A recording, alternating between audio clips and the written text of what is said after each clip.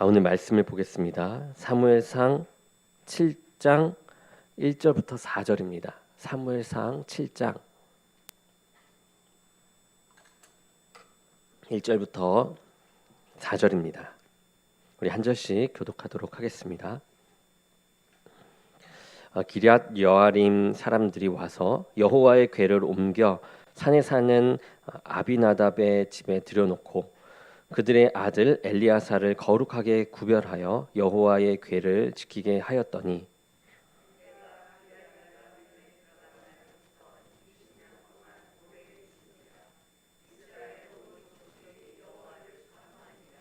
사무엘이 이스라엘 온 족속에게 말하여 이르되 만일 너희가 전심으로 여호와께 돌아오려거든 이방 신들과 아스다롯을 너희 중에서 제거하고 너희 마음을 여호와께로 향하여 그만을 섬기라. 그리하면 너희를 블레셋 사람의 손에서 건져 내시리라.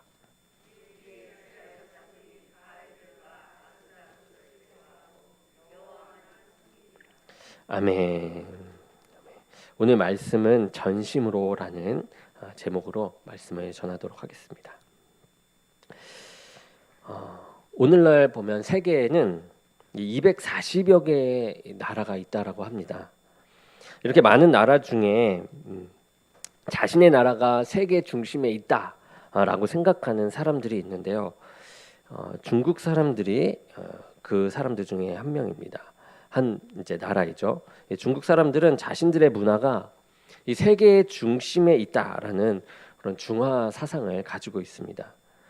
중국은 긴 역사를 가지고 있죠. 그뿐만 아니라 이 러시아, 이 캐나다에 이어서 세계에서 이 세 번째로 넓은 그런 영토를 가졌기 때문에 이 대국으로서의 자부심이 대단하다라고 합니다. 그러기에 이 서방의 많은 선진국이 이 경제적인 발전을 이루었다라고 하더라도 이 중국인의 이 사고 속에는 중국이 이 세상의 중심이다라고 여긴다고 해요. 중국이 이렇게 큰 대륙을 가지고 세상의 중심이라는 그런 사상을 가지고 있는데 반해서 작은 나라이면서도 이러한 사고를 가지는 나라가 있습니다. 그 나라가 바로 이스라엘인데요. 이 세계 지도에서 이스라엘의 지도를 보게 되면 이 나라 이름인 이스라엘을 쓰기에도 좁아 보이는 땅을 가지고 있습니다. 하지만 그들 마음속에는 이 세계의 중심이 자신의 나라라고 이제 생각을 하는 것이죠. 왜냐하면 세상에 많은 민족들이 있지만 특별히 우리 하나님께서 이스라엘을 택해 주셨다라는 그런 선민 사상이 있기 때문이에요. 그래서 하나님께서 그들을 세상의 중심으로 세우셨다라고 생각을 하시고 이스라엘 중에서도 이 중심은 바로 예루살렘이다. 그리고 예루살렘 중심에는 성전이 있고 성전의 중심에는 지성소, 이 지성소 중심에는 이 언약궤라고 믿어 나갔어요. 이렇게 왜냐하면은 이 언약궤는 하나님의 임재를 뜻하기 때문에 그렇습니다. 하나님의 임재가 있는 바로 그곳이 세상의 중심이고 이것이 이스라엘에 있기 때문에 이스라엘이 세계의 중심의 나라라는 마음을 가지고 있는 것이죠. 이렇듯 언약궤는 이스라엘 백성들이 애굽에서 나왔을 때 하나님께서 모세에게 짓도록 하셨던 성막과 함께 지어진 상자입니다. 이 언약궤는 조각목으로 만들었고 겉은 금으로 씌워져 있어요. 그리고 그 안에는 하나님의 법이 쓰여진 그 십계명 돌판이 들어있고 그리고 만나를 담은 금 항아리와 아론의 쌍난 지팡이가 함께 들어있습니다. 이 언약궤가 그토록 중요했던 것은 그 언약궤가 하나님의 임재를 의미했기 때문이에요. 이 구약 시대에 만약에 이 성막에 하나님의 언약궤가 없다라고 한다면 다른 성물이나 건축물들은 큰 의미가 없게 되는 것이었습니다. 하나님의 임재의 상징인 이 언약궤가 있음으로 해서 다른 모든 것들이 의미가 있게 된다라는 것이죠. 그런데 이렇게 소중한 여호와의 언약궤를 이제 블레셋 사람들과의 전쟁에서 빼앗기게 됩니다. 그러한 사건이 이미 일어났죠. 이스라엘은 전쟁에서 승리하기 위해서 이 언약궤를 가지고 전쟁에 참여했는데 이기지도 못하고 그 귀한 언약궤까지 빼앗기게 된 것입니다. 이 언약궤를 빼앗겼다라는 것은 이스라엘에게 있어서 커다란 비극이에요. 그리고 그동안 가지고 있었던 이 언약궤에 대한 믿음이, 언약궤가 세상의 중심이라고 여겼던 그 믿음이 흔들리는 그런 사건입니다. 그런데 하나님은 이 이스라엘 백성이 언약궤를 빼앗기도록 하셨다라는 거죠. 그리고 그들에게 그러한 일이 일어나게 된 이유를 깨닫고 바로잡기를 원하셨습니다. 사무엘은 이러한 이스라엘 백성의 문제를 알고서 이스라엘이 이 블레셋으로부터 구원받을 수 있는 그 방법을 알려주는 것이 오늘의 본문이죠. 바로 전심으로 여호와께 돌아오라라는 뜻입니다. 오늘 말씀을 통해서 우리가 하나님께로 전심으로 나아가는 구원의 이 삶을 살아가고 있는지 우리 말씀을 통해서 살펴보면서 하나님을 더욱더 알아가는 시간 되기 원합니다. 먼저 우리가 언약궤를 빼앗긴 사건을 통해서 우리가 깨닫게 되는 것은 하나님의 능력은 언약궤를 소유하는 것이 아니라 하나님께서 함께 하실 때 나타나는 것이다 라는 것을 깨달을 수가 있게 되겠습니다. 역사상 이스라엘을 힘들게 만들었던 그 민족들 중에 하나가 바로 이 오늘 본문에 나온 블레셋 사람들이었어요. 그들과의 전쟁은 쉽지가 않았습니다. 이미 이 무기에서도 차이가 났거든요. 이 이스라엘은 이 구리와 주석으로 만든 합금, 청동이죠. 이 청동을 가지고 이걸 무기로 만들어서 싸웠습니다. 그런데 이 블레셋 사람들은 청동보다 훨씬 튼튼한 이 강한 철로 만든 무기로 싸웠던 것이죠. 그러니 이러한 무기의 차이 때문에 이 전쟁을 치른다고 해도 불리할 수밖에 없는 실정에 있었던 것입니다. 언약궤를 빼앗기기 전에 치렀던 그 전쟁에서도 역시나 이 무기가 강한 블레셋이 우세했던 것이죠. 그래서 1차 전쟁에서 이 이스라엘은 이 블레셋에게 지고 맙니다. 이 전쟁에서 4,000명이나 되는 사람들이 죽어요. 그랬으니 이 이스라엘도 이제 대책을 마련해야만 했어요. 어떻게 하면 우리가 이길까? 이에 이스라엘의 지도자들인 이 장로들이 모여서 앞으로 어떻게 해야 우리가 전쟁에서 이길 수 있을까 의논을 하기 시작합니다. 그런데 그들의 의견이 이제 하나로 모아지는데 그 의견이 무엇이냐? 이것이에요. 우리가 언약궤를 실로에서 가지고 와서 우리 중에 있게 하면 이 원수들을 이길 수 있을 것이다. 그 언약궤를 가지고 오자. 이것입니다. 그래서 당장 그렇게 한 것이죠. 실로에 있던 언약궤를 전쟁터로 이제 옮겨 가지고 오는 겁니다. 그리고 이스라엘 백성들이 생각할 때에 이 언약궤를 전쟁터에 옮김으로써 어떻게 했습니까? 당연히 하나님의 능력이 나타나서 전쟁에서 반드시 승리할 것이다 라고 이제 확신을 가진 것이죠. 언약궤가 우리에게 왔으니까. 이 언약궤를 본 이스라엘 군사들은 사기가 충만하게 됩니다. 그래서 큰 소리로 소리를 질러요.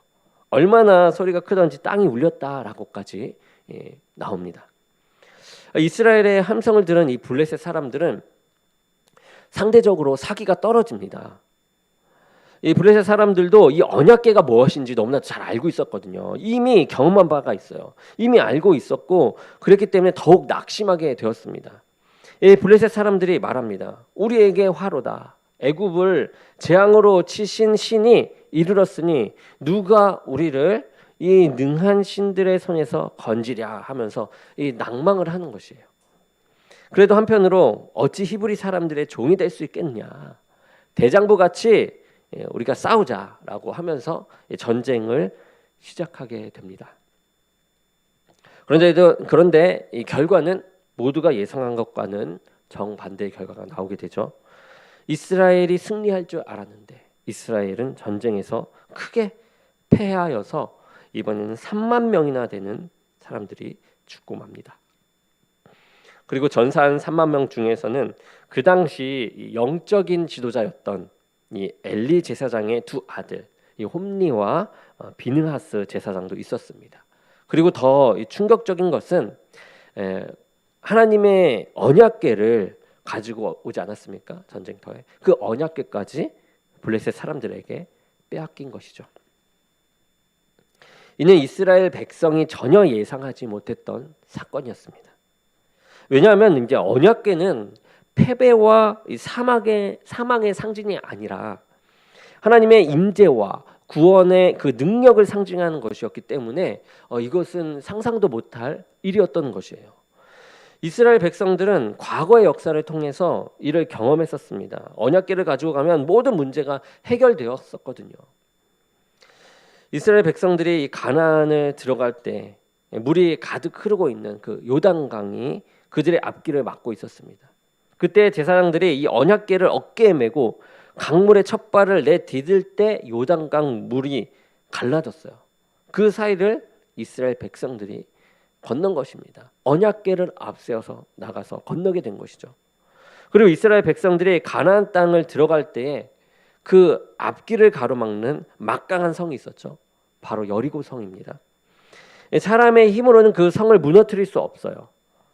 그 성 안에 있는 여리고성 사람들도 대면에서 제대로 싸울 수도 없었습니다. 그런데 하나님의 명령에 따라서 이 언약궤를 앞에 세우고 7일 동안 여리고성을 돌 때 그 성이 무너져 내리고 큰 승리를 가져오게 되죠. 그런데 오늘 그들이 브레셋과의 전쟁에서 이 언약궤를 메고 이제 진중에 들어갔을 때에는, 전쟁 중에 들어갔을 때에는 어떠한 능력도 변화도 없었다는 것입니다. 도리어 전쟁에서 철저하게 패하고 언약궤까지 빼앗기는 상황이 일어났죠. 이스라엘 백성들이 전쟁에서 패한 데는 다 이유가 있었습니다. 이스라엘 백성들은 언약궤에 대한 잘못된 이해를 가지고 있었던 것이죠. 언약궤를 가지고 있다라는 것을 하나님이 함께하고 있다라는 것으로 착각을 합니다. 그래서 언약궤 자체가 능력이 있다라고 생각을 했던 것이죠. 그리고 언약궤를 통해서 나타났던 하나님의 능력을 자신들이 소유했다라고 믿었던 것입니다. 그래서 강한 블레셋을 이길 만한 히든 카드로 이 언약궤를 생각했던 것이죠. 그들은 곧 하나님은 없어도 하나님의 능력은 언약궤를 통해서 이렇게 소유했다라고 생각했던 것입니다. 그리고 자신들이 옮겨 다니는 대로 그 역할을 잘 해줄 것이라고 생각을 했을 것입니다. 하지만 하나님의 능력은 언약궤를 소유함에 있지 않죠. 언약궤가 함께하는 것이 아니라 하나님이 함께하실 때 하나님의 능력이 나타나는 것입니다. 하나님이 함께하신다면 언약궤는 사실 없어도 되는 것입니다. 도리어 하나님의 임재가 없는 이 언약궤는 마치 이 우상과 같은 존재가 되어버리는 것입니다. 이스라엘 백성들은 하나님의 언약궤를 소유하는 데는 성공을 했어요. 그렇지만 하나님과 동행하는 데는 실패했습니다. 사무엘상 3장 1절을 보게 되면 그 당시의 영적인 상태를 말해주고 있는데, 여호와의 말씀이 희귀하여 이상이 흔히 보이지 않았더라.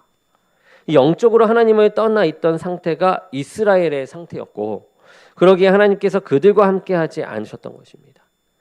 이 오늘 본문은 오늘날 교회와 성도들에게 중대한 메시지를 주는 본문이죠. 언약궤는 있는데 정작 하나님은 계시지 않는 상태가 있다라는 것입니다. 이 세상에 많은 교회들이 있죠. 그리고 그 교회는 하나님의 임재를 뜻하는 곳이라는 겁니다. 교회 안에서 하나님을 만나는 사건이 있고 하나님과 동행함으로 하나님의 능력을 나타내는 곳이 바로 교회인 것이죠. 그런데 하나님의 임재와 능력이 사라진 교회가 많이 있다라는 것입니다. 외형적으로는 언약궤의 모습을 하고 있어요. 그렇지만 원수를 물리친 여리고성의 경험과 약속의 땅을 가로막는 요단강을 가르는 능력은 상실한 것입니다. 믿음의 역사는 이 언약궤를 소유함에서 나타나는 것이 아닙니다. 하나님과 함께할 때 나타나는 것입니다. 교회와 성도들이 이 믿음의 역사를 경험할 수 있는 것은 외형적 교회가 있어서가 아니라 하나님께서 우리와 함께하실 때, 우리 교회에 함께하실 때 드러나는 것입니다.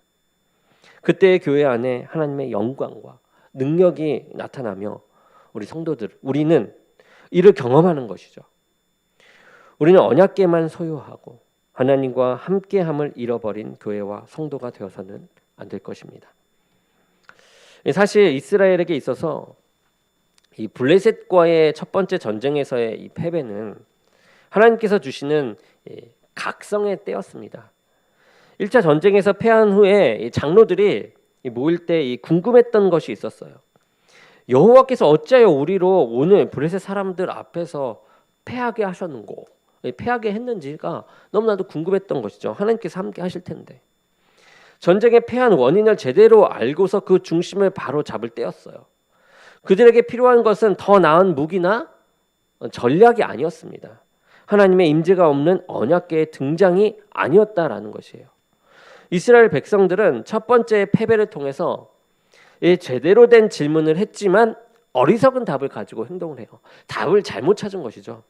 그들에게 필요한 것은 하나님의 함께 하심이었어요.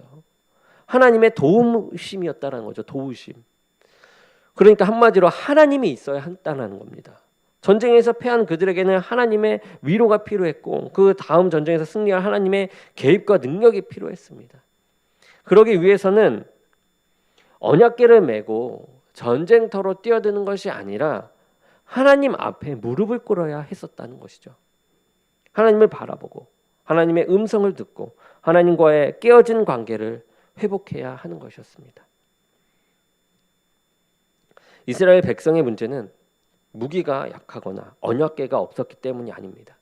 하나님과의 관계가 끊어졌기 때문에 이 하나님의 임재가 그 가운데 있지 않았던 것이죠. 사무엘은 이러한 이스라엘의 문제를 잘 알고 있었어요. 그래서 이스라엘 백성들에게 말을 하는 것입니다. 너희가 전심으로 여호와께 돌아오게 되면 하나님께서 너희를 블레셋 사람의 손에서 건져내실 것이다. 먼저 사무엘은 이스라엘 백성들의 이 모습을 보았어요. 그들의 문제는 하나님으로부터 멀리 떨어져 있다라는 것이었습니다. 왜냐하면 하나님을 향한 이스라엘의 마음이 예전 같지가 않았던 것이죠. 이 사무엘은 여호와께 돌아오는데 이 전심으로 돌아올 것을 말해요. 이 전심으로, 이것이 중요합니다. 즉 이 말은 이스라엘 백성들의 마음이 하나님께 온전히 가 있지 않았다라는 것을 뜻해요. 전에는 온 마음으로 하나님을 생각했습니다. 그리고 그 말씀에 순종하면서 하나님을 온 마음으로 섬기면서 살았어요. 그런데 가나안에 들어오면서 이 하나님을 향한 전심의 마음이 사라지게 되고 잃어가게 된 것입니다. 사무엘은 이스라엘 백성들이 전심으로 하나님께 돌아가기 위해서 해야 할 일이 있는데 그것은 이방신들과 이 아스다롯을 너희 중에서 제거하고 너희 마음을 여호와께로 향하여 그만을 섬기라라고 하는 내용이 나오게 되죠. 이 이스라엘이 하나님을 사모하고 하나님께로 돌아오려고 하지만 그렇게 되지 않았던 이유 중에 하나가 그들이 섬기는 다른 이방의 신이었다라는 거예요. 그 신들을 버리지 못했기 때문에 온전히 전심으로 하나님을 섬기지 못했던 것이죠. 이 광야 생활 중에는 하나님만 보였습니다. 그런데 이 가나안에 정착하면서 살다가 보니까 이 가나안에 있던 우상들이 보이기 시작해요. 그리고 곧 세상의 우상에게도 그 마음이 빼앗기게 되어버립니다. 하나님 말고도 바알이나 아스다롯도 자신들을 이 복되게 할 것 같았던 것이죠. 그래서 하나님께 전심을 드리지 못합니다. 다른 우상들과 같이 그 마음을 나누어서 섬깁니다. 이 신도 섬기고 이 신도 섬기고 하나님도 섬기고. 그러니 하나님의 이 위상이 이만저만이 아니게 된 것이죠. 하나님의 언약궤가 바알과 아스다롯과 같은 우상과 같은 선상에 같은 취급을 받고 있었던 것입니다. 하나님의 이 임재가 없어도 언약궤만 가지고 가면 이 승리가 있을 것이라는 그런 우상을 대하는 태도, 그 태도로 이 언약궤를 취급했던 것이죠. 어떤 결혼한 남자가 있었습니다. 그 남자는 자신의 아내를 아주 사랑했어요. 그런데 문제는 자신의 아내가 아닌 다른 여자도 아주 사랑한다라는 것입니다. 그 남자가 아내를 사랑하지 않는 것이 문제가 아니죠. 그것이 아니라 전심으로 그 아내를 사랑하지 못한 데 문제가 있는 것입니다. 마찬가지입니다. 하나님은 무엇보다도 이스라엘 백성들이 전심으로 하나님을 섬기기를 원했습니다. 다른 데에 마음을 빼앗기지 않고 오히려 오로지 하나님께만 그 마음을 빼앗기기를 원하셨던 것이죠. 하나님께만 마음을 드리기를 원하셨던 것입니다. 그러기 위해서는 다른 이방신들을 제거하라라는 것입니다. 바알과 아스다롯을 제거할 때 하나님께 이 전심을 드릴 수 있고 그분께 가까이 갈 수 있는 것이죠. 하나님께서는 저와 여러분들에게 전심을 원하십니다. 전심을 드리기 위해서는 나의 마음을 차지하고 있는 그 하나님 외의 것들을 제거하는 일이 시작되어야만 합니다. 우리가 돈도 믿고 세상 사람들도 좀 믿고 세상의 풍습도 믿고 이렇게 하면서 하나님 말씀도 믿고 하는 것이 아닙니다. 전심으로 드리는 것이죠. 하나님께서는 세상의 우상들과 함께 우리의 마음을 나누기를 원하지 않으십니다. 전심을 원하십니다. 하나님은 우리의 마음이 전심인지 또는 반심인지, 그게 아니면 마음이 전혀 없는지를 누구보다 확실하게 아시는 분이십니다. 우리의 마음을 하나님께 속일 수가 없어요. 그런데 우리의 마음을 다른 것에 빼앗길 때가 많다라는 것이죠. 어떨 때는 예배를 드릴 때에도 우리가 전심으로 드리지 못할 때가 있습니다. 이 생각 저 생각으로 몸은 와 있지만 마음은 다른 곳에 빼앗겨 있을 때도 있습니다. 하나님을 의지한다라고 말을 하지만 하나님보다는 세상적인 방법을 더욱 의지하면서 우리가 살아가기도 합니다. 이 이스라엘 백성들처럼 언약궤만 메고 다니는 격이 되는 것이죠. 말씀을 정리합니다. 이 신명기 6장 5절에 너는 마음을 다하고 성품을 다하고 힘을 다하여 내 하나님 여호와를 사랑하라 라고 하셨습니다. 하나님을 섬긴다라는 것, 그것은 하나님을 사랑한다라는 것이죠. 그리고 하나님께서 원하시는 그 사랑은 전심으로 전 성품을 다해 전 힘을 다해서 하는 것입니다.